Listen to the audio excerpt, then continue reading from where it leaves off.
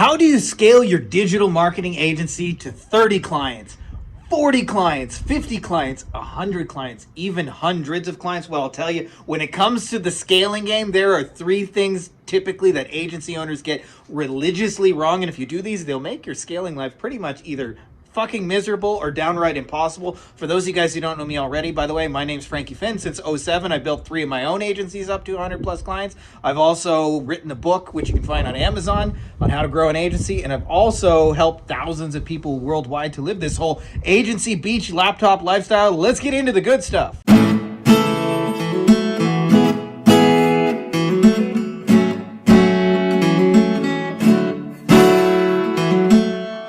You beautiful scaling motherfuckers. I'm assuming, by the way, for the purposes of this video, if you are attempting to scale and make a whole bunch of money in your agency and take what you've done to the next level, you have figured out the acquisition stuff. So I'm going to assume there's lots of other videos we got on acquisition, but I'm going to assume you figured out that piece. Now, let me tell you, if you do any of these next three things wrong, you'll make your scaling life miserable. And so much of this is learning to say no to things that fall outside of this. Tell them, Dikembe.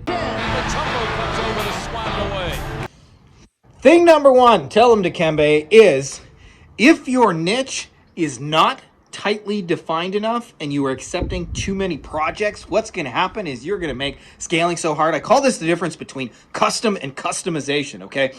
And the ultimate example of this, the ultimate metaphor, if you think about McDonald's when they first started and when they first started scaling, not what they are now and what you know them as today, is they only sold one thing: hamburgers. And so that meant if you wanted a customized burger, if you wanted it with extra pickles, or you wanted hold the mustard or anything like that, any variation of a hamburger, they could do that. But what they didn't do was, hey, we're going to make tacos, we're going to make pizza, make pasta. And the reason I tell you this, I see so many agency owners where they get a plumber and they run Google ads for him, for example, and they crush it. And instead of finding the 3,000 other plumbers to run the exact same thing for, they go find an HVAC company, or they go find a dentist, and they do a website, and then they do a Facebook ad, and then they do TikTok. And what ends up happening is that shit does not scale. This is the secret. And McDonald's knew this a long time ago, which is, do you start each client 90% finished before you even get them? That is the secret to scale. If you start at zero and every solution is custom, if you have to make pasta one day and pizza the next, and then go across the street to a different restaurant, you are not going to scale. But if you have a tight niche deliverable, meaning you do one solution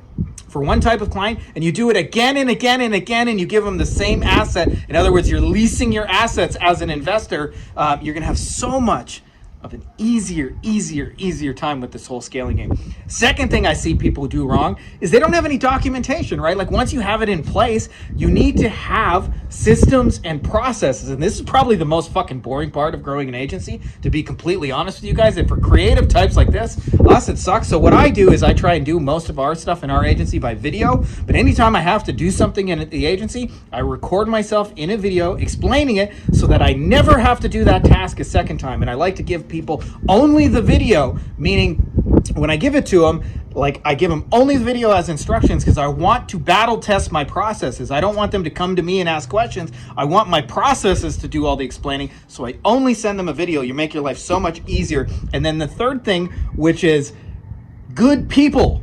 And so much of the reason, like, so many agencies have a hard time finding good people is because their hiring systems are broken. The way they do it is the way the same dumb shit everybody else does, which is like conduct an interview. You know what you learn from a fucking interview, by the way, which is nothing. That somebody's good at interviewing. I've had tons of employees that sucked at interviews that were really great, and I've had good people that were good at interviews, but you don't learn anything from an interview. Perry Marshall compares it to, by the way, an audition, right? If you went to go play for a band, they wouldn't say, like, let me interview you and talk to the last 5 bands. Can you give me references? You get out your guitars and you do something. So you'll have a much better time hiring if you actually just battle test people, meaning give them trial assignments. I'm telling you, it's way easier than interviewing anybody. Just 5, 10 little paid $10 paid trial assignments. Your life will be so much easier. You'll be so much happier. You'll be happier than a guy who just got off of being a daddy on Maury Povich. Andrew, you are not the father.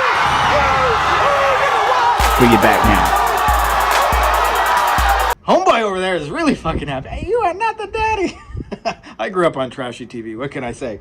So if you do those three things, by the way, just to recap, is having a tight niche, meaning you are doing the same thing over and over and over and over for your clients, and you start every client 90% done. You're just tweaking little details that you have documented systems and processes and good people. Your agency can scale to the moon, and you can be out hanging at the beach or climbing a mountain or doing whatever the fuck it is you want to do, hanging out on Netflix or watching Netflix, hanging out with your girl or your guy or whatever, but not sitting there banging out all the client results, because like a good McDonald's runs without the owner, a good agency should be as boring as a boring ass factory that just runs like a predictable, like monotonous, repetitive machine. If that's what you got, you're in good shape to make a lot of money and scale really, really well. So hope that's helpful to you guys. If you're not already subscribed, make sure to subscribe, and may the force be with you.